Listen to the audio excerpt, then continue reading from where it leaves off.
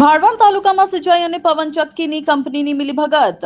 ભાડવણ તાલુકાના સિંચાઈ વિભાગ અને પવનચક્કીની કંપનીની મિલીભગતનો પુરાવો જાહેર થયેલ હોય. સરકાર દ્વારા ખેડૂતો માટે નહેર મારફત પાણી છોડવા માટે મોટો નિર્ણય લેવામાં આવ્યો છે, પરંતુ નહેર પણ પૂરી દેવામાં આવી હોય અને પવનચક્કીના વાહનોની અવર જવર માટે બાંધકામ કરી નહેરને પૂરી દેવામાં આવી છે. આ નિર્ભર તંત્ર ક્યાં સુધી આવું અયોગ્ય કામ કરતું રહેશે અને ખેડૂતોના દુશ્મન બનતું રહેશે. નહેરમાં પાણી છોડવામાં આવશે ત્યારે શું થશે? નહેરની સફાઈનું બિલ પણ આવે છે અને ઉઘરાવવામાં આવે છે, છતાં નહેરની સફાઈ કરવામાં આવતી નથી. આ સરકાર ફક્ત કંપનીઓની છે એવું સાબિત થાય છે.